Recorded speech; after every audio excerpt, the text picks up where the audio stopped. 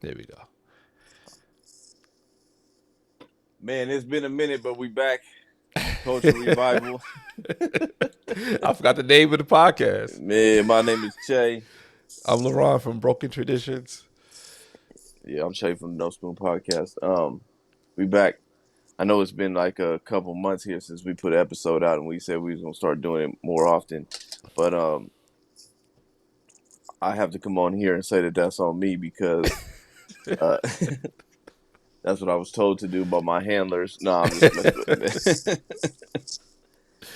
you know, I'm just saying like this is some time. Took a little time off trying to reevaluate some things, get things together. I think the thing about it is like, people think that, we in I'm at least for myself, I know, you're in the same position, but we're not in no position where like this ain't our job. You know what I Yeah, mean? Like life goes on, so things have to be done, things have to take place. It's not no like. I mean, if it was up to me, this is what we be doing. But I'm not, I'm not Charlemagne the God or none of these other people that were. I'm This not is what DJ they Envy. Thank God. DJ. Yeah, he got all the legal allegations going on. So yeah. Yeah, you know what I'm saying. So it's like that's so things have to happen. We do it. We make the best of it and Hmm. what we can, and so that's basically it. I'm not gonna get Yeah. into you know the specifics of every little detail of our lives here, but at the same time, like we try to put together some content and get that. I think for me though, but like for me, like sometimes it is good to take a step back, and I think sometimes like we had talked about before, like you and I, just our own separate conversations. It's kind of like I think you gotta look at the reality. You know what I mean? There's Yep. social media reality, and then there's real reality, and Yeah. a lot of times those don't add up. You know what I mean? So I you mean, got to most take a times I break. think social media reality and real reality don't add up.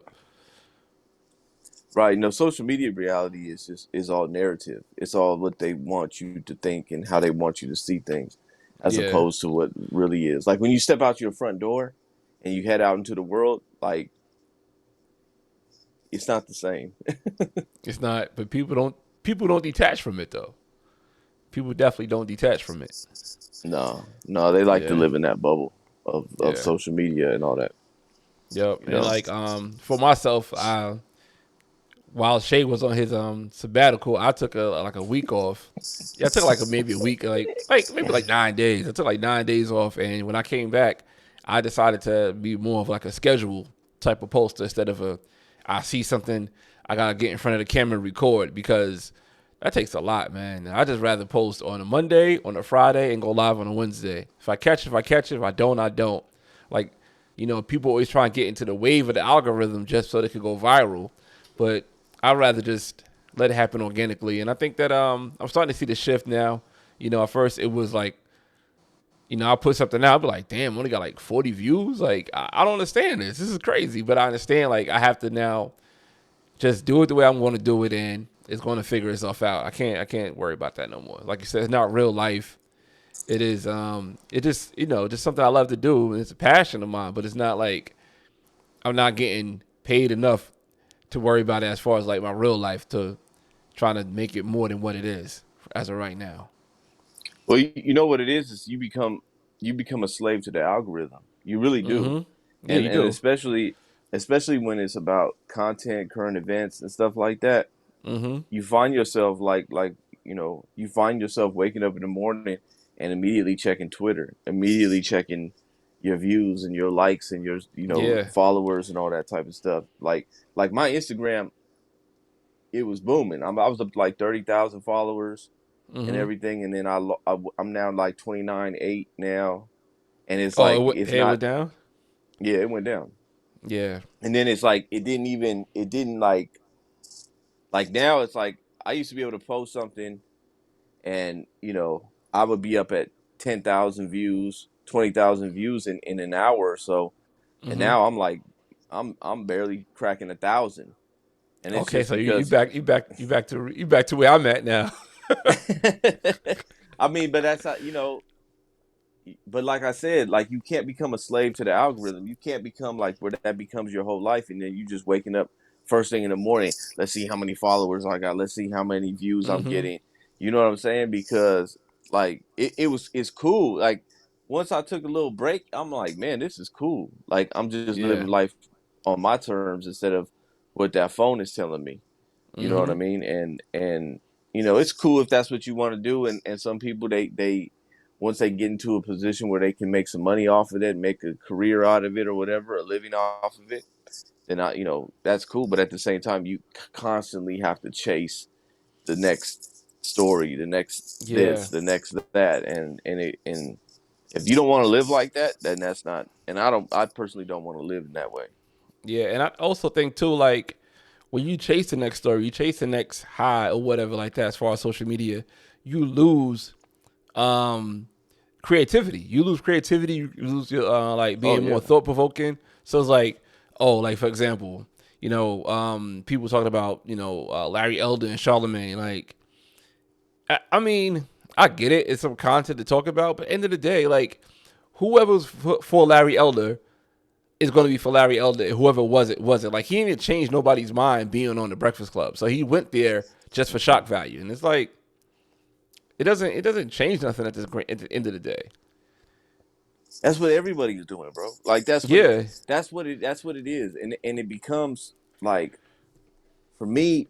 So like me personally, like I do my class on Saturday, and I've been putting a lot of time into that, and I do it, you know, like for those that don't know, guys who are getting out of prison and all that, because I was in prison, and so that's my thing to try to help these type of dudes that were in a similar situation that I was in, Mm-hmm. um, and so that was really the whole point of doing all this to begin with, and and the podcast and all that and talking about current events really just came about during COVID, and that's when I started doing everything because people were telling me, "Yeah, you should do a podcast." Da, da, da.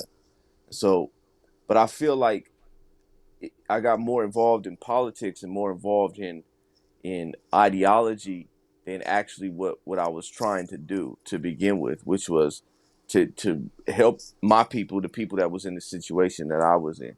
You know what Mm-hmm. I'm saying? And so it's almost like you said, you start looking at these things and you start looking at, like you said, Larry Elder. You know, I don't have nothing against Larry Elder, nor do I have anything against Charlemagne. But at the Yeah. end of the day, I'm looking. Charlemagne's posting. The Breakfast Club is posting the same content everybody else is posting. They're posting the Mm-hmm. same thing of Charlemagne getting, you know, getting owned by Larry Elder. They don't Mm-hmm. have a pro. This there is no there like most of these people, bro. They have no ideology.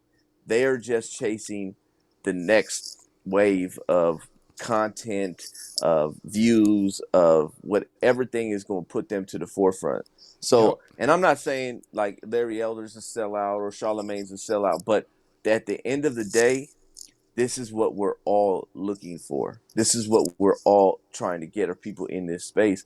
And I just like, for me, I was like, and I need to put more time in the things that I'm doing in real life. Like I really have a class. I really sit Mm-hmm. down face to face with guys. I really talk to them. I really get to know them. You know what I'm saying? Like we're Yeah. really at a real location. You know what I mean? And I Mm-hmm. just started like saying I gotta put more time into that because then you start living in a world that doesn't really exist. Yeah. And you not. I mean, what do you really? You just serving the algorithm. That's what you serving. You just feeding into the algorithm. It's just draining at the end of the day. I ain't gonna hold you like my brother. I just got off the phone with my brother because what happened earlier with your computer, and I told him what happened. He started laughing because you called me the virus. That's another story that we can get into later on, I guess. But he was like, And he's like, oh, they not putting the charges against Hunter Biden. I'm like, at the end of the day, what does that even mean to me? Like, if Hunter Biden was gonna get charged, okay, and what? Like, whatever's happening with Hunter Biden is gonna happen with Hunter Biden. Like, it's not going to affect me in my day to day life. and that's what I'm saying, bro. Like when you step back, I'm just being honest here. Like a lot of these people that are so-called influencers or commentators or whatnot, most Mm-hmm. people was trying to get into the entertainment business, and Yeah. they're just finding another way of doing it. I'm not mad at that. I'm not That's not no like this or nothing like that. That's just a reality. You know what I Mm-hmm. mean? You have to sort of have that in order to be in front of this camera. You know what I Yeah. mean? And so it's like I look at it like you're not really changing minds because when I see like let's just say for example, if I feel like people need to vote a certain way, right? But Mm-hmm. I'm not doing anything to reach the minds of these people. I'm just telling them how stupid they are and how blinded they are and how much of a Yeah. follower they are and this and that. And then it's like, let me introduce you to another politician who all he's trying to do is get clicks and views and likes and all this type of stuff. Like it's all like it's a weird game that's being played, and I don't particularly care for it. And Mm-hmm. so it's kind of like you know what, man, if you're not getting people to change their points of view and getting to really getting down to it, then you're not really doing anything. And I say that No. like people are like, well, you know, when all this stuff would happen with COVID, you got to understand, man, most of the people that went along with everything, whether it been the lockdowns, the mask, the jab, all these different things, you're not going to change those people because those people have a different view of the world than you. Their Yeah. view of the world is the government and this elite ruling class are there for our benefit and they should help us. They Mm-hmm. should take care of us. The doctors, the CDC, Fauci, all these people are in our best interest. We have to put our trust in them. Whereas people like myself and people like yourself and other people, we don't necessarily see it that way. Yeah. We think we believe we can take care of ourselves. And so just telling them, look what they're doing, da da da da, pointing fingers and saying, oh, well, they're not going to charge Hunter Biden, da da da, they're not going to do this. Look what they do to Trump. Look what they do to that's you're not changing nobody's mind because these Mm-mm. people they don't want what you offering. They Yeah. don't. They're not gonna. If you sit here and say, "Man, we don't want lockdowns. We want to be able to stand on our own 2 feet and be able to do make our own decisions," those people over there don't want that. Those people are like, No. "Why? Why would I do that?" Yep. So I just think it's a waste of time to sit here and be and continuously just regurgitating the same things over and over and over again. But it comes So with yeah, that chasing the algorithm, just chasing the shock value. Like example the other day, right? You know, I like Jason Whitlock, but they had like this Twitter space, is Obama gay? It doesn't matter. I'm like, what? What are we talking about? Like we're talking about is Obama gay? And I give props to Hotep Jesus. He was one of the people on the panelists, and he like I thank you guys for the invite, but like yo, like what are we doing here? We talking about another man's dick? Like why is this? Why is we have a Twitter space about is Barack Obama gay and doesn't matter? And you know, of course, everybody on the Twitter space gave their reasons why it doesn't matter, but it and like the first dude, I forgot his name, who talked about it. Your man was like, oh yeah, it matter if it's Barack Obama's gay because they pushing the gay pride, and they push the gay pride, and they have Gay Pride Month in June, and that's the same month of Juneteenth, and they try and put black people on to being gay. I'm like, everything is every month it happens for a reason.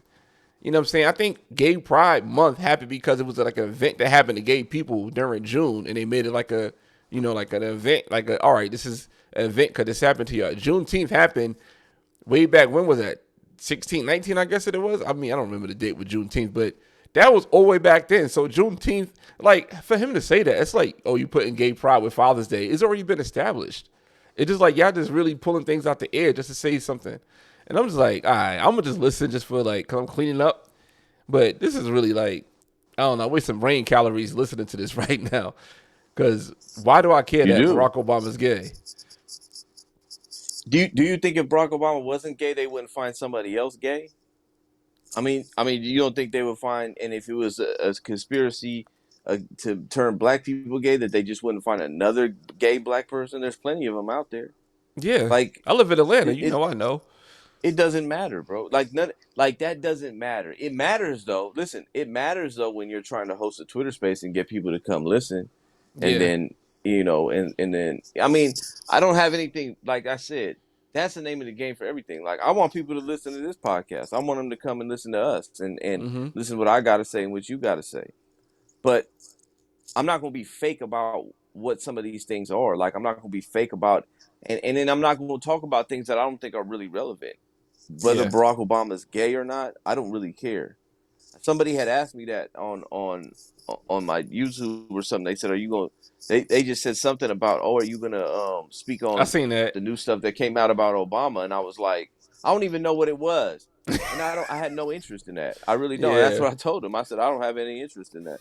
I'm not interested. I don't Yeah. care.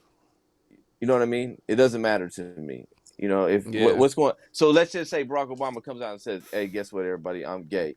What happens? If he came out and said I'm gay on today, Friday, the same thing happened on Thursday is going to happen. The same thing happened on Saturday is going to happen. Ain't nothing going to change. You know what? And that's why when like the thing that has gone viral, and I think you did a video on the Oliver Anthony the song, right? The Mm-hmm. rich men north of Richmond. Yep. Like I spent a few hours the other night watching reactions to that song on YouTube, Yeah, me and too. and the thing that got me was that it was all kinds of people. Mm-hmm. Like it wasn't just like, and it's a country bluegrass country song. I don't particularly listen to that genre of music. You know what I'm saying? And Yeah. I think most of the people that was reacting to it don't listen to that genre of music. But everybody felt it, and nobody was saying, you know what I'm saying, like, well, is he? I mean, of course, there are people that are now saying like, oh, Yeah, you're that's a gonna see right those wing little thing, and opinion pieces like on the Washington Post or something stupid like that. You're gonna see that, yeah. Rolling Stone had a thing saying he's a right wing Yeah. anthem and all this stuff. But the people just blindly reacted to it. It's like, man, yeah, I feel that. You know what I Yep. mean? I feel what he's saying. And those are the things that matter. When Mm-hmm. he's saying, you working all day and you get nothing. They taxing your dollar for nothing. You know what I'm Yeah. saying? When you go to work and you looking at the end of the day, what did I really take home? Or then I paid all my bills and now I have no spending money. Like Mm-hmm. that resonates with white people, black people, Hispanic people, Asian. That resonates with everybody from the East Coast to the West Coast, North to South. Yep. Like that's what resonates. That's Yep. what's important. Nobody he didn't talk about Obama being gay. Yeah. No one cares. You know what I'm He ain't saying? talk He didn't talk about about Trump getting Trump locked being up. indicted. Yeah. Who cares? What matters is those type of things. You know what I'm saying? Those type of things when it's like, you know, and then when he said they trying to control everything. They want to Yep. control, that's what everybody feels. We just don't know. A lot of people just aren't politically savvy or in the know to sit here and say it's these people, that people, but we know Mm-hmm. something ain't right. Yep. Something is not right. And you don't have to be, you know, deep into the political discourse to understand this. We know that something ain't right. We know that Yeah. we know this, man. Look, my grandfather was a steel worker. That's the only job he had. My grandmother Mm-hmm. stayed home. They had 6 kids, right? And they were Mm-hmm. still able to live in a house. Everybody ate. Everybody was clothed. Everybody was cool. One job, one income. Me and my wife. We each Mm-hmm. have 2 jobs, and we live in an apartment. We don't have Yeah. no kids. That right there, this tells you something's not right. Yep. Something is not right.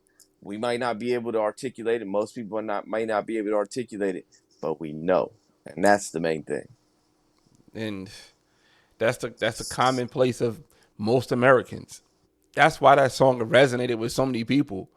And like, if I do see anybody having hit pieces on it, I gotta look at it skeptically because I'm like, what? Like, how you don't resonate with the song? How do you hear that song and hit and think right wing? You know what I'm saying? Like, how did you hear that? How did you get that in your mind? Because maybe it is the ideology of, all right, I know I got to make content. I got to go against the grain what everybody else is saying.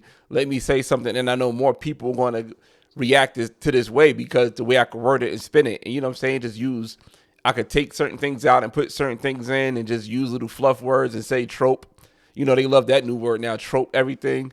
So just to make people feel a certain way, just because Dog that's what they whistle. used to hearing. Yeah, dog whistle, whatever that means. Like all these little things. Like what do they mean by dog whistle? I always hear them say that because I mean what? Because we don't hear it. Only the dogs hear it, so it's only a sound going to certain people. I think that's what I mean. I never really thought about it until right now. I guess that's how they got them little dog whistles Yeah, that only dogs can hear. So I guess it's like little coded language that white supremacists only hear, and then yeah, it causes them to do whatever it is they do. I don't know. You know, burning crosses in front of people's lawns, like that happens all the time now, right?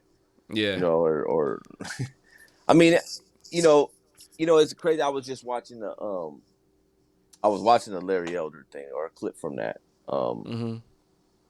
it was the part where somebody else had posted. They did like a little reaction or something to it, commentary on it, and it was where I don't know how to say her name, Teslin Figaro or something like that. Yeah, something like that. Yeah, Figaro, yeah. yeah, So she was talking to Larry Elder, and she was saying, um, you know, the system. They were talking about the systemic issues and stuff, and she said, "Well, when did black people ever be in charge of the system, or ever had their own system, or something of that nature, right?" And I guess mm-hmm. Larry Elder went into it, and he was saying, "Well, look at Baltimore. They had a black mayor, a black police chief, a black." At the time when Freddie Gray was killed, there was a black attorney general, there was a black president, this, that, and she kept saying, no, no, no, they weren't in charge. They weren't in charge. And so what I say to that is, and just thinking about it, here's the thing. The system doesn't exist and yet exists at the same time, right? Yeah, For these people, for these types of people, right? It exists when we need to make a point. It doesn't exist when people start to point out specifics, mm-hmm. right? It's a nebulous thing. It's a concept that we can never. It's intangible, intangible at the same time. It doesn't really exist. It's Yeah, almost like you know, once we achieve a goal, then a new one arrives, mm-hmm. Moving the and so goalpost. we move in the goalposts. Like we Yeah, can never define system. You can never point out who the people are. We yeah. just Who are say that they? they Yeah, who are yeah they that's what my God, brother always say. Like, who are they? Yeah, he always say that. I know my brother got a lot of gyms tonight. I don't know what's going on, man. But yeah, who are they? He always say But that. And, that's the reality. Who is they? Who you guys keep saying they? The system. All these things. We need this and we need that. Here's the reality is. The reality is that the system exists when it's time to write a book. The system exists when it's time to do a podcast. When it's time for guest appearances. The system is real because you make a real living off of talking about it, but mm-hmm. it's not real once we start pointing fingers and actually defining what it is and who's behind it. Then Yep. it becomes something that I don't know. It's like spooky. It's there. It's like you grasping at air. It Mm-hmm. doesn't really exist, and so that's the thing, bro. Like when it comes to these concepts and because these things, is like these people just keep putting that carrot in front of you. It's a carrot on the stick, and you Yep. just keep following, and you just keep following. And so when I was watching her, it was almost like, well, you define it then. You tell me what it means. But nobody ever can because it's not because the reality is they don't ever want you to know what it is because Yeah. it can't be defined.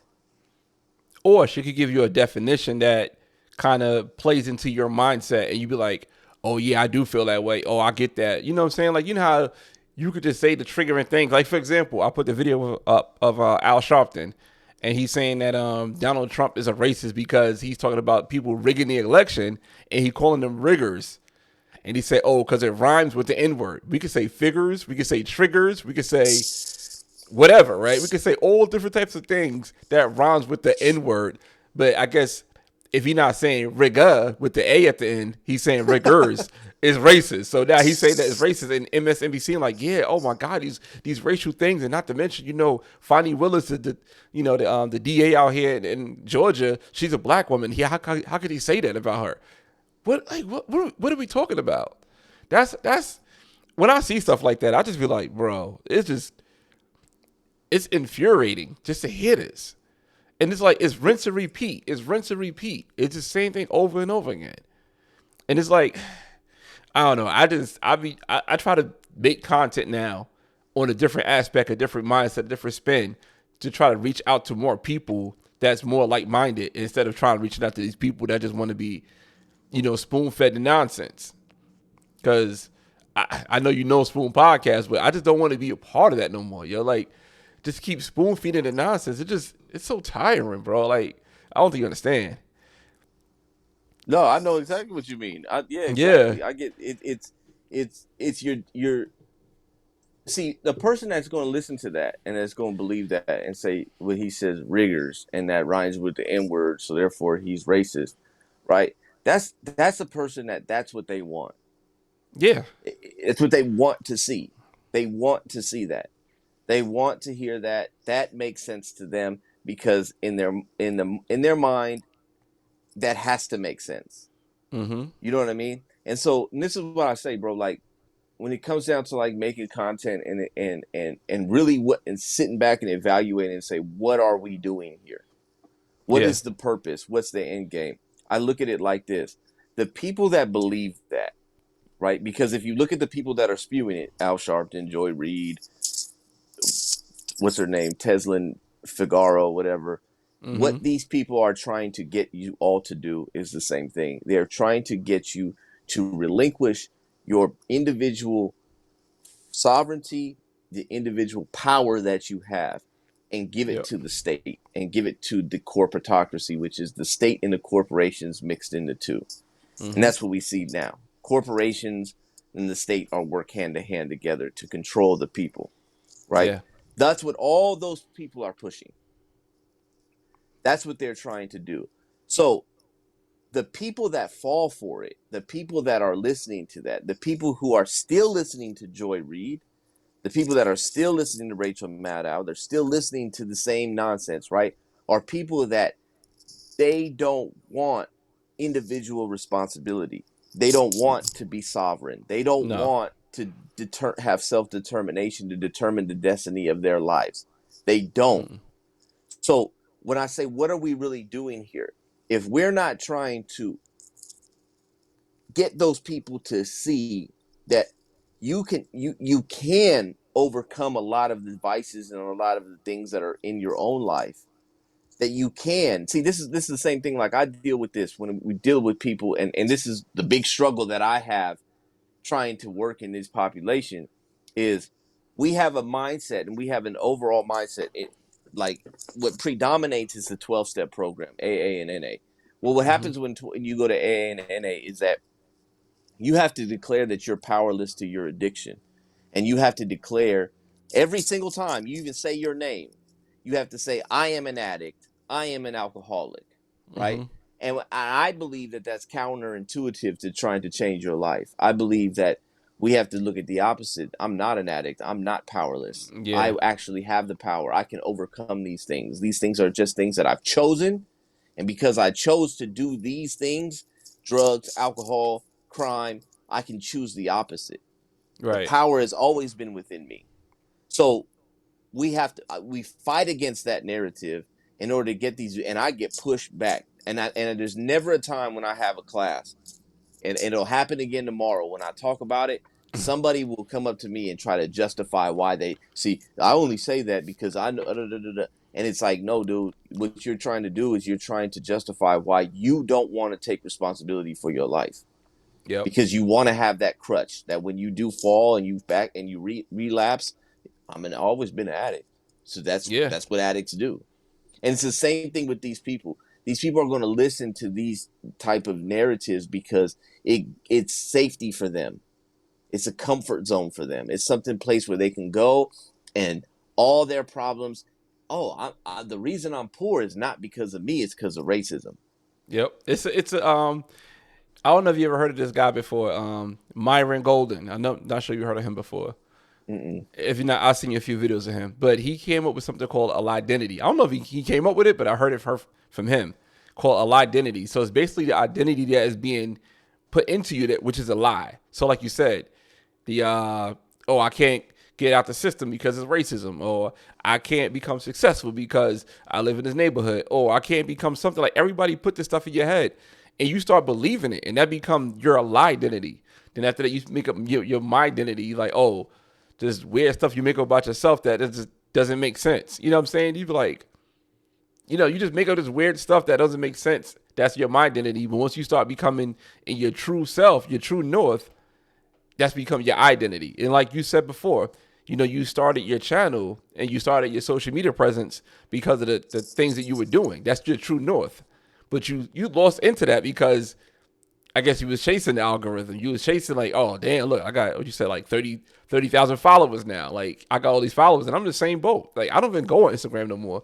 Like, you asked me, did I see a video? I was like, I didn't see it. I'm not on Instagram because what am I getting out of looking on Instagram? I don't get nothing out of it. I follow people that I don't know. I deleted my Facebook. Like, I'm really done with Facebook. I don't go on TikTok. Oh, yeah. I just try to find little things I could talk about and just give my perspective on it, because at the end of the day, I'll be in there scrolling, looking for something, and that be my identity, and I start believing in stuff. But I got to really pull back and like, all right, no, let me be real with myself and let me just create my own narrative for myself. Like, when we first started, recording and stuff like that, you was like, I like to not to listen to nobody. I want to come my own idea. And I was kind of like the opposite. I'm like, let me see what this person, let me see that person say and put things together. I'm like, nah, that's lazy. I got to give my own thoughts into something, because my own thoughts is my own thoughts, and I can't let somebody else just influence me. I mean, might agree with you, but influence, no, I can't. I gotta come with my own thoughts first. Then we could go from there. I always I be- I go to my wife a lot, right? Because my wife doesn't, she don't follow this stuff. My wife's a Mm-hmm. hairstylist, so I always tell her, I always be like when she on her phone, and I'll go and I'll like be sitting next to her. She be scrolling on Instagram, and I look at her timeline. I'll be like, man, your timeline is whack, because it's just it's just all like hair stuff. Like, all else she looks at is like people with hairstyles, and you know what I mean. And that's because that's what she does. That's what she's into. She don't follow the stuff that we follow. You know what Yeah, I mean? So I mean, my girl so the she's same way. like, it's weird. It's weird because so it's like they have a like, I'll ask her like, oh, did you hear this? Did you see that? She be kind of like, no. And it's weird. Your reality is shaped by your timeline.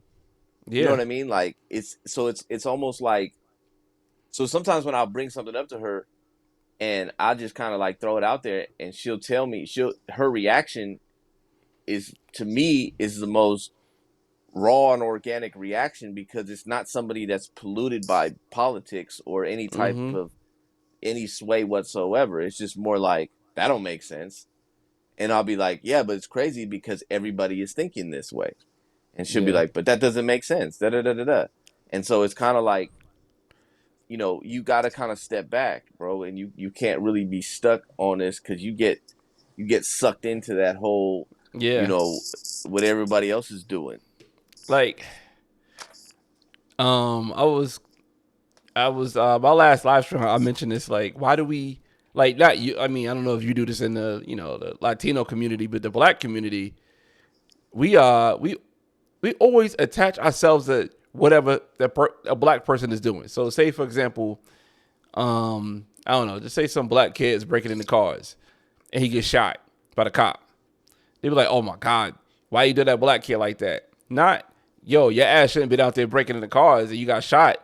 Why they doing it? Like, we always attach each other to something. And I think with my girl, she have that problem. So, like, say for example, we were talking about Tory Lanez and Meg Thee Stallion.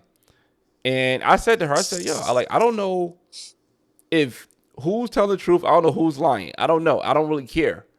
And she took it as, oh, you don't believe all Black women? I'm like, what? What are you talking about? I don't believe her. Like, why do you attach yourself to Meg Thee Stallion as I have to believe all Black women? Like, I believe you, but I don't know Meg Thee Stallion. Same thing with like the story I did with Tupac mom. And like Tupac dad came out. Oh, why would his mom lie about that? Why would his dad lie about that? Like, I don't know. I don't know. I don't have any confirmation of either one of them. However, I'm gonna just give you my point of view on it. And she's like, yeah, but Black women is a Black woman. I'm like, that Black woman, that one woman. I'm not talking about all Black women. I'm talking about this one Black woman. Do you have that with your girl or nah? I think when this first, so like my views started changing like literally right before COVID, like around the end of 2019. A lot of Mm-hmm. I was exposed, like I was getting into a lot of things that I didn't get into before. You know what I'm Yeah. saying? I always I always hated the system or the establishment. I always was against all of that. Like I wasn't. You got to remember, like I came from like a real hardcore leftist background. Like I was on the Marxist thing, really, really tough at one point, and so Mm-hmm. that's what kind of changed my view of everything because I was looking at the so-called Marxists or leftists now, and I'm like, you guys are like the complete opposite of what it was. You know what I mean? You're supporting Yeah. the system, so that would really kind of took me away from my started being like, man, that don't make no sense. So when I first started like getting into things and looking at things and just kind of re-examining everything, I was like, wait a minute here, bro. Like a lot of this stuff don't make any sense. And Yeah. so we me her and I would have talks, and she would be kind of like, like, what you mean? Like, why you think that, or why, you know what I'm saying? Like, so we would kind of have like low key little arguments over these things. You know what I mean? Like, Mm-hmm. especially when it came to like the police brutality and stuff like that. And I had Yeah. to kind of like ask her, I had to be like, well, what's your experience? Yeah. Like, so when you get, if, if this happens to you, what do you see happen? Like, do you think, are you afraid for your life around police? You know what I mean? And it was like, Mm-hmm. really sit back and examine it. The answer is no. You know what I mean? Like, and Yeah. so it was like, so why are we adopting these ways of thinking just because the TV tells you so, or so I'm gonna tell you, like, this was early on. This is before I even started changing my views, right? Yeah. Um, we went to go. This is when like we first started dating. We went to go see that movie, uh, The Hate You Give. Remember that movie? Yeah. Yeah. Yeah. Yeah. And so we were talking about it, and I said, and this is just I've always felt like this, right? And so there was that part when he was like giving giving her the talk, like, you gotta be like this, you gotta, Mm-hmm. don't, when the police come, make sure they see your hands. And I told her, I said, what I don't like about that, I said, because it puts you in a real inferior position. It makes you seem Yeah. as if these people are almighty and all powerful. I said, White supremacy. right, and Yeah, like you so supreme over me. Yeah. right. And so this is just because of my background. Like I had just got out of prison at the time, and the way, see, that's what I'm saying. Like the way people like, if you go ask anybody in prison, are you scared of the police? They're all going to say no, because Mm-hmm. no one's going to admit that. No one's going to be like, yeah, I'm scared of them. We ain't scared of them. We run them. You know what I Yeah. mean? Like, I mean, of course they got the power. Of course they run. They actually have the guns and they have the pepper spray and all that stuff. But I'm smarter than them. I know how to Mm-hmm. get. I know how to maneuver. I know how to get where I want to go. I know how to do what I want to do. I know how to Yeah. finesse them. I can talk them into bringing cell phones and dope if I really want to. You know what I Yeah. mean? And it happens all the time. So I don't look at them. I look at them like, you not know, like, you ain't, I'm not scared of you. I'm not worried about you. You know what I'm saying? Like, Mm-hmm. we'll go to war with you if we need to, with knives, and you'll have weapons. Like, so I Yeah. was just coming from that perspective of like, why would I sit here and be scared of no police? Why would I sit here and be on some like, oh, you gotta be this and this and that? I said, I would have more of an approach like, okay, like, that's cool, you pulled me over. And then so, she was saying like, oh man, da da da da, but this is how it is for black people and this and this and that. And I'm like, but is it really though? You know Mm-hmm. what I mean? And I'm not going to say that there is no, bias or anything like that. But what I'm saying is that when you really sit back and look at your situation, and then you look at the situations of people, like, let's say, a George Floyd, see, people don't want to be honest about that. Like, Yeah. you are not putting yourself in that situation. Yeah. You, I'm not. Yeah. I'm not. because there's all type of circumstances that go into that, that Yeah. that you can look at and be like, I don't think I'm going to be in that situation. Mm-hmm. Same thing with Breonna Taylor. I'm just saying, I'm just like, Yeah. see, but and so what I really started to look at it is, I said, man, look, you know what? what's really racist is the fact that they deter you from even having those conversations. And Mm-hmm. the conversations that go, hey, look, let's talk about George Floyd, right? Hey, man, that's the reality of the situation. The dude was high, right? Mm-hmm. Dude, it wasn't like he was sitting at home. He wasn't like he was taking his kids to the store. He was high, and he was out there, and he was dealing with people that were in that element. Mm-hmm. That's the reality. And when you're dealing with those things and in that element, certain energy comes your way, Yep. negative energy. You see what I'm saying? And so, because they will never let you have that conversation, to me, that's the most racist thing about what we see going on today is that anytime somebody tries to say, hey, wait a minute, let's talk about the things that we can control, the talking heads come out and shut you down and call you Yeah. every name in the book. So you don't want to talk about that anymore. And Yep. instead, let's focus on things that we can't control, Yeah. which that puts you in a helpless situation, And because and if and it's white people, then you have to wait for them to change. and they saying what we can't control. What is it that we can't control? I don't like. I really don't get that. Like, Well, I mean, according to the narrative, if all of this is a product of white supremacy, right? Then what you have to do is you have to wait for white people to change. So that's what you can't control. You can't control what other people think or feel about you, mm-hmm. right? So, but that's where they tell you to direct your attention to. Yeah. So when you have, like, what's her name? But I don't know. Yeah. I This. can't Yeah. pronounce I do talk Tesla about. Figaro, right? Yeah. And she's saying the system, and he's saying, well, let me give you some people with some characters in that system, and she goes, no, not those people. Okay, then what people? What people need to change in order for everything to change, to be equal, to be justice? What I, I, I what got are I got they? I got I got two things for you. First thing, I'm gonna talk about how my experience with the police and how my identity changed. Right. Mm-hmm. As you know, I told you I got to travel for work on Monday, so I travel a lot for work. One time I had to travel one hotel town in North Carolina. Right. I mean, I'm trying to get to the hotel as fast as I can. I'm doing 90 and a 50. Only car on the road.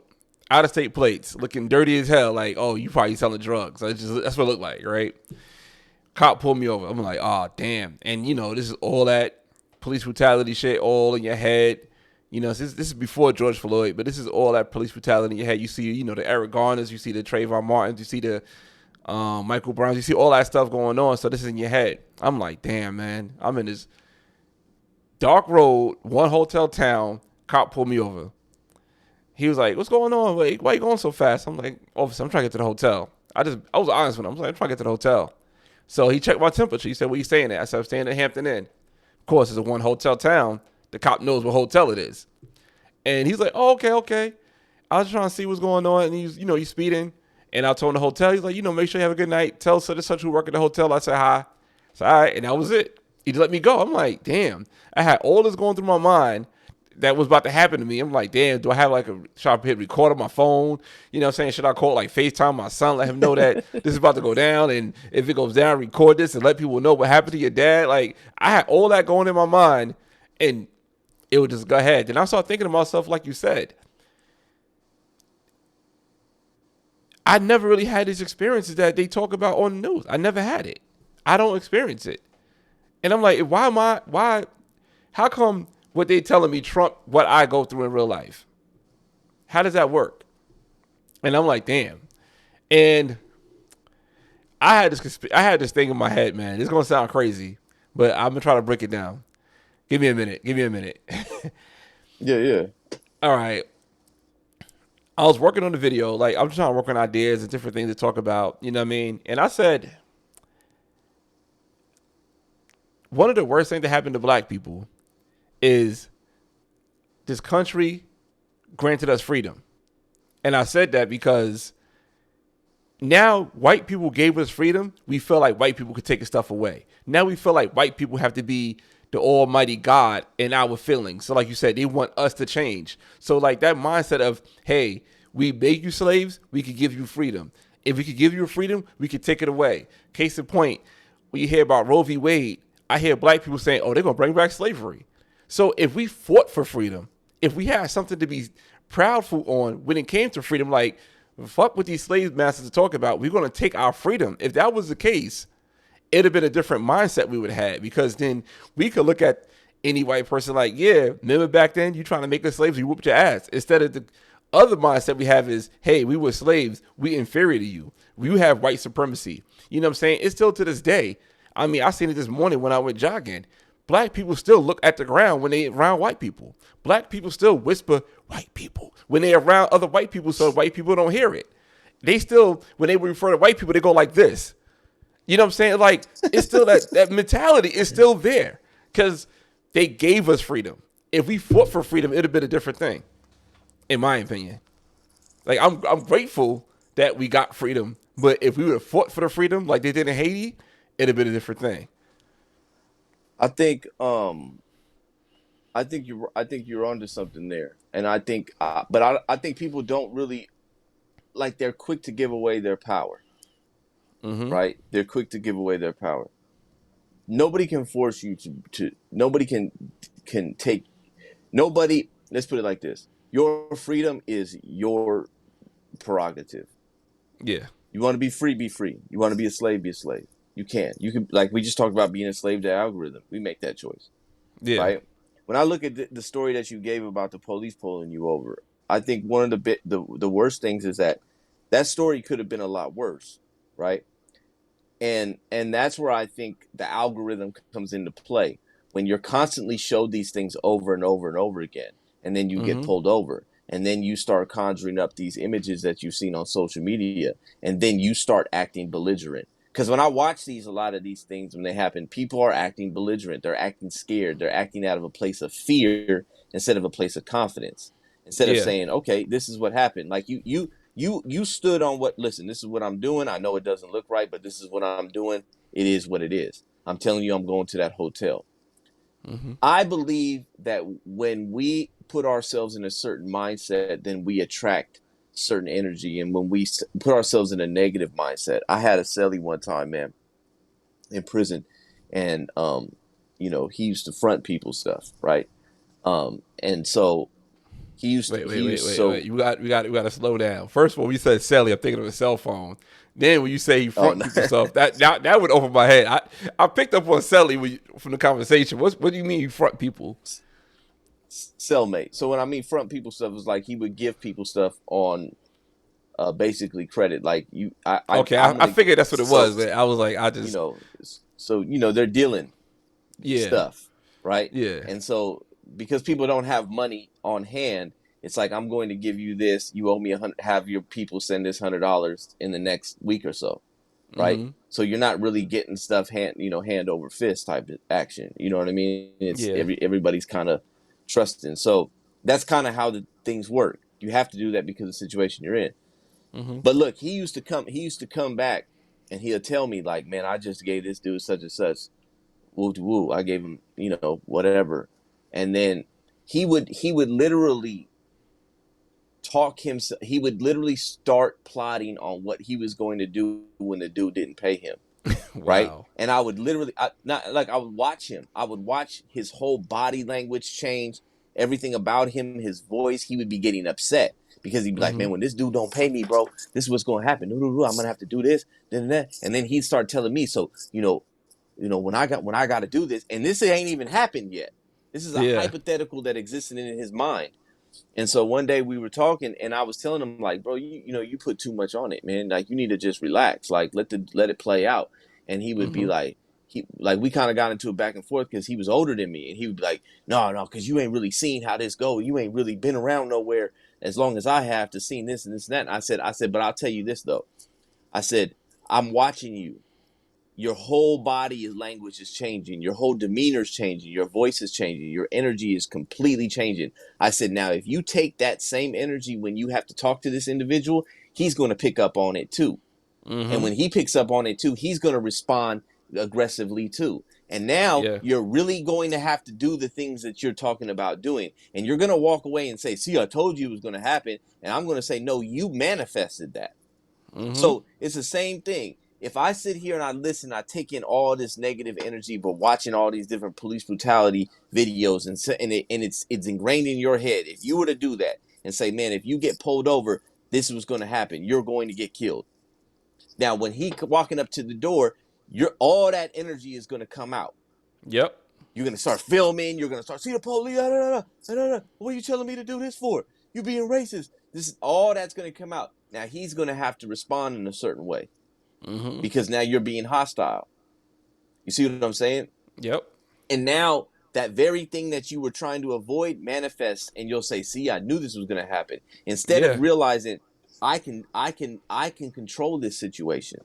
Mm-hmm. I can, if I put myself in the right mindset like you did, and you proved it. Yeah. I'm just going to, I ain't got nothing to hide. I'm just going to show you what it is. You know what I Yeah. mean? I mean, like I said, I had my rental papers, I had whatever, and that was it. You know? And Done and, deal. and he like I noticed it too, like when I moved down here, like my interaction with the cops were always a lot different than it was in New York, right? So because in New York I had that mindset. When I moved down here, I started moving away from it. One time, I forgot. I was like, this was before me and Lex was like together, like we was dating, and she needed me to drive somewhere early in the morning because she was drunk, and I had to go take her to get her car, and I got pulled over by a cop. I was pissed. I was like, I can't believe you came here. You ain't got your car, but whatever, right? Got pulled over by the cop. She said, you ain't gonna get no ticket. Don't worry about it. I said, yes, I am, because I still had that New York mindset. But I was like, you know what? This is what you said. This is where you from. Let's see what happens. Cop came to the window. Yo, you doing 70 and a 50. They had like little trap zones. Like they got 50, 70, 50, 70. So if you're not paying attention, you're going to be in the 50 doing the 70. And they trap you and they, pull you over. It was like 4 or 5 cars pulled over. And I still had my New York ID at the time. So I was like, I tried to finesse it because, I did finesse it. I was like, yo, I'm in my rental because I had a rental for work. And I said, I'm in my rental. I just came from the airport. I'm just trying to get back to my destination. I didn't realize the thing dropped. Show him the ID. He knew the town I was from because he used to live in New York. And we start talking about New York. He's like, oh, nah, you good. You could go home. You could go on your way. But she put that mindset in my head, like, don't worry about it. And case in point, I ain't get no ticket. And ever since then, I started thinking a little different, like maybe these cops ain't as bad as they are. Not to mention, I have a few cop friends. So I know them outside the uniform and just talking to them on a day-to-day, like, oh, just talk about regular stuff. And if you have more common with people than you think, a lot of times people thinking that these people are your enemies, they really not. You man, that's what I'm trying to say. That's what I'm saying. Like the power, but it's a power that you have. Like you are Mm-hmm. able to control that situation. You're Yeah. able to. You have the power to decide where that situation is going to go by how Mm-hmm. you respond and how you and then if you really take it like you said, he was able to find a commonality or common ground between you and the cop. You know what I'm Yeah. saying? This is the game. This is the games we used to play in prison. Like we used to do this type of stuff in prison. We used to try to figure out. We would get intel on the police. So if I know a certain cop, he likes a certain football team, I'm gonna go over there and talk to him about this football team. I'm gonna Yeah. have a conversation about oh, you a Raider fan? Oh yeah, man, that's what do you think? And I'm gonna have conversations with him. We're gonna talk about football. And what I'm really doing is I'm dropping his guard. Yeah. I'm putting it in his mind that you ain't got to worry about me because you can see me in a different light. We talk Mm-hmm. about football. I could be doing all the crime under the sun, but I've got you focused over here. That so every time you see me, you think, and I'll clown with them. I'll joke. I'll kind of talk crap like you know what I'm saying. Like, oh, did you see your team this week? Hey, trash. Woo woo. Just so I can get him. Just so I got him focused on coming to work and talking crap to me about the game. You know what I mean? Yeah. Instead of worrying about what's he doing.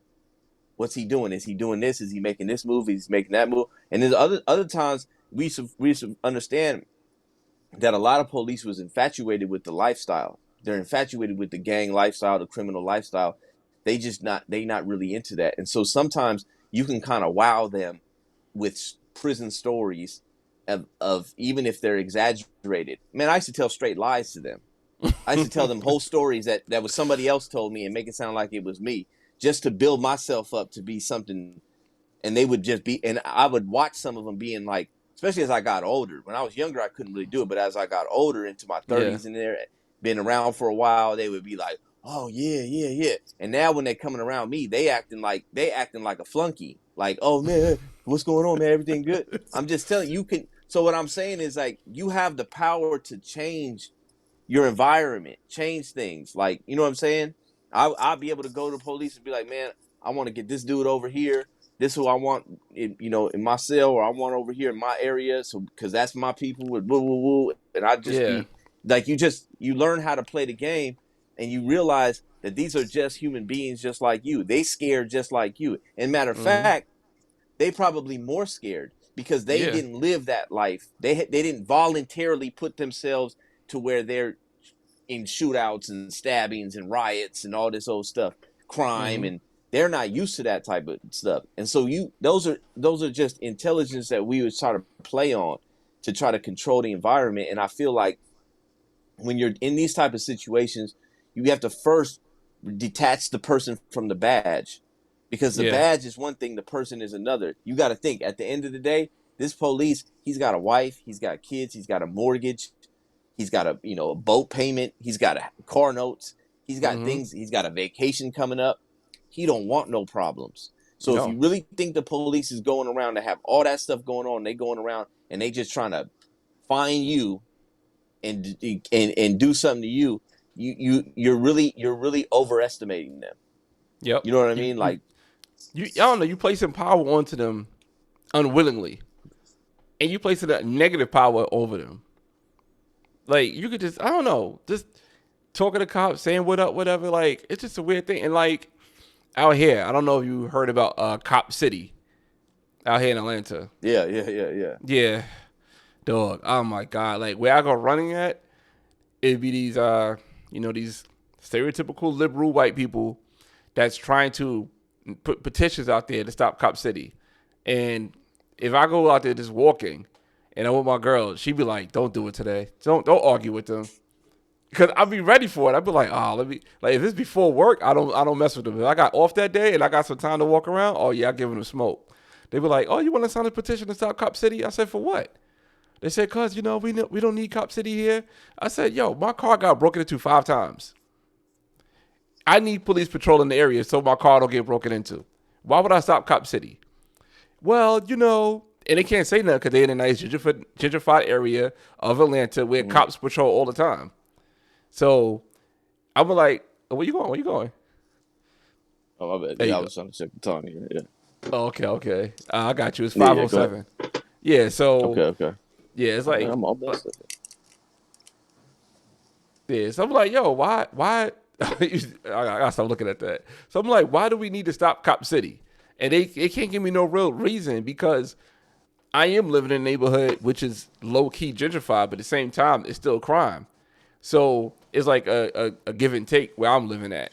So you might have good nights. You have more good nights than bad, but you still have bad nights. And I'm like, like I said, car broken into 5 times. My girl car got stolen. So it's like, I'm not trying to live like this. I'd rather have police in the area, but they can't give me explanations why. They just want to have the same talking points about we need to stop Cop City because of the forest. Something like that. I think it's because of the forest. No, I'm dead ass serious. I think it's because of the forest. Because of the forest You know, that Cop City be taken down. But not to mention, they got all these buildings being built up all over Atlanta. So why if you want to stop Cop City, why not stop this development building coming up for more apartments for I don't know what 3,000 a month or whatever it is to live in Atlanta now? Like why is that not the thing? well, you know what I've come to realize, man. As far as crime and the criminals and all this type of stuff, like the people that are trying to set policy have never actually dealt with it. Like they've Yeah. never actually lived around it. They've never actually been in those environments. You know what I Mm-hmm. mean? They're getting all their talking points from college professors and in the universities and stuff like that. That they have an agenda to keep crime going. Crime Yeah. pays. It makes a lot of money. They want it. They don't want it to stop. And then they utilize these liberals and these bleeding heart liberals that want to sit here and act like everybody's a product of their environment. The Mm-hmm. reality is, bro. Listen, there are just people that they're scandalous. This is Yeah. what they are. Like they will manipulate, they will play the victim, they will do everything that they can to tell you. And that's why I tell like a lot of people, they like I said, I deal with these dudes and I talk to them and we have our classes. But I always tell them the real. I said, man, I don't care if you're just trying to get over. I know most of you are, because I've been in this situation, and I was Mm-hmm. trying to get over. You know what I'm saying? It don't matter to me. You see what I'm saying? Because at the end of the day, you just gonna hurt yourself, and that's Yeah. something you're gonna have to really understand. And I said, but if you think you're gonna play me like I'm one of these other people, I know what time it is. I know what people are talking about, and Mm-hmm. it's crazy because like, so I was telling some people that did the work, and there's these different organizations, right? And I said, and they're like, oh man, a lot of people they like go like Goodwill is one of them. Goodwill will hire felons and they help felons get work and stuff like that, and they hire them in their place and they're Mm-hmm. at the Goodwill, right? And I said, they said, yeah, a lot of people like coming because it's an opportunity to get jobs, this and this, and that. I said, that ain't why they go. Well, what you mean they don't why they go? I said, they go because it's co-ed. They go because there's females from other halfway houses that are going, and they get to work side by side. I said I Mm. I said that's why they go, and they're like, yeah, but it's also because of the opportunity. I said, yeah, the opportunity's there. I said, but I'm gonna tell you, I know what we talk about once we leave you guys, and we go and what we talk about, right? And so Mm-hmm. one day we sit in the class, and a dude had been through it, and the lady, she was saying like, oh yeah, man, he graduated this and this and that, and he was telling everybody like, hey, yeah, it's a good program. You guys should go. They gave me a job. Da, da, da, da. He goes, and then he goes, oh wait, before I'm done, he goes, let me also say, some of y'all, if y'all really want to go, another good thing about going is they got women there. And I said, see, I said, I told you. I said, I told you. I said, I told you. I said, they'll tell you because they're gonna tell you everything. See, this is the Yeah. type of people like you got like a Mark Lamont Hill, and I've asked him questions like this on Twitter. I said, man, you're out of touch because you go and you do these studies. I know how to tell you what I want to hear, what you want to hear. I know how to tell Mm-hmm. you, man. It's not. It's because of this, and the police are like this, and they're like that. But I don't tell you the other side of the stuff that I'm doing. You Yeah. know what I mean? I always tell people. People used to be like, man, we're gonna do this, we're gonna do that. The police, they came in here and they took something out of my cell. We need to protest. We need to board up. We need to do this. Da, da, da, da. And I'll be like, man, this is the same dude who for 2 years I've been with told me nothing about stories about robbing little old ladies and stuff like that. Like it don't make no sense, bro. Like I know the mindset, man. I know what's going Yeah. on. You know what I mean? Like Yeah. I you know can't you. you That's can't what be I always say. soft I with know these you. people. Yeah, we Yeah, grew I up know together. you, I know bro. who you are. You know what I'm saying? Like Yeah. I did my show about, the Montgomery brawl. And I'm like, y'all out of pocket right now. I know y'all. I know y'all. I grew up with y'all, went to school with y'all, I work with y'all. Some of the women I fucked y'all. I know who y'all are. I know who y'all are. And I know that y'all gonna be butthurt if this is the other way around. If a white dude hit a black woman in the head with a chair and white people are celebrating that chair, y'all be so butthurt. Y'all want that person to lose their job if they have a chair. But now you see us black folks. I seen this one dude, no lie, out here in Atlanta, driving with a chair on top of his car. I'm like, you got a chair on top of your car, but if somebody had a Confederate flag on their car, you be butthurt. You be taking pictures. You want to take this person's license plate. You like, oh, where this person live? Get this person fired from their job. You want to do all that. That person had a Confederate flag, but you got a chair. Your chair represents a man hitting a woman in the head.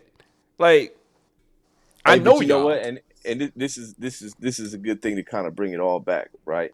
Mm-hmm. Again, going back to what we started talking about, is Obama gay? No, I'm just saying like this. Okay, Yeah. what changed? Nothing. What what now? Regular scheduled program. No Exactly, bro. interruptions. No writer's block. Everything went back to normal. That's what I'm saying. It don't Yeah. you these are you know symbolic victories that don't really mean anything. And everybody celebrates it and everybody goes, "Yay, man, that happened. A lady got hit in the head with a chair." Man, still can't pay the rent. Yeah. Obama's gay, everybody. We figured it out. The people on the right. Obama's gay. Oh my god, it's proven. It was a diary. It was found. Still can't pay the rent. Yep. You know what I mean? Oh, So like you said, look at Joe Biden's daughter diary. Oh, he took showers with her. Okay. still can't pay the rent. Trump's getting indicted. Everybody, this is what's going on. Trump is, yeah, he's gonna go. Yeah, he's a criminal now. Guys, you guys gonna vote for him? Still can't pay the rent. Yep. None of that stuff matters, bro. None of it. You know, None of it. but yeah, no, this was good, man. We got to get back and do this at least, Yeah, don't you feel once a good week. doing this, yo? I I'll do, tell you man. one Yeah, thing. I'll tell you one thing. I know you a perfectionist. You know what I'm saying? The headphones is rubbing against your beard, and it got a static like. And sometimes I ain't want to tell you till we finished. Delete the whole thing. Throw it away. Throw it all away. It's not that bad, but Nah, when you hear the replay, you're gonna it out. definitely hear it. Yeah. We'll figure it out. We'll figure it out next time we come. We'll figure it out, or you gonna figure it out? Because I've been here waiting for you. Yo. I'm like the princess at the window waiting for you to come. So we Pause. Just an analogy. Major pause. We 40 now. We can say analogies and not pause it. You know what I mean? Hey, you know what? Because I've been watching Cam and Mace. Yeah, them dudes is crazy. Yo. That's one thing. A Harlem dude would pause anything. Oh my god, like my son mother, she she's a hairstylist too, but she also work a lot in New York. I mean, she be saying, I'm like, why you pause that? She be like, yeah, man, can you pick that up over there for me? Pause. I'm like, what? What are you talking about?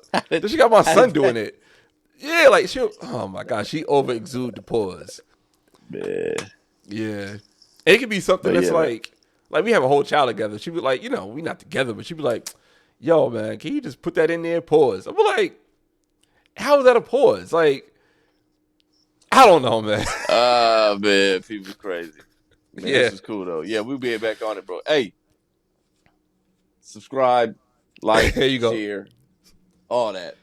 Yeah, I mean, if you listen to this whole episode and you're not subscribed, liking, and sharing, then we didn't do our job. Yeah, pause you. That's what we need to do. If you want your whole life is pause. You need to reconsider. You suspect for real. All right, man. So, I gotta get up out of here. Yeah, make sure you get another cable. Yeah, we good. We'll be all right. All right, later. All right, bro. Hey.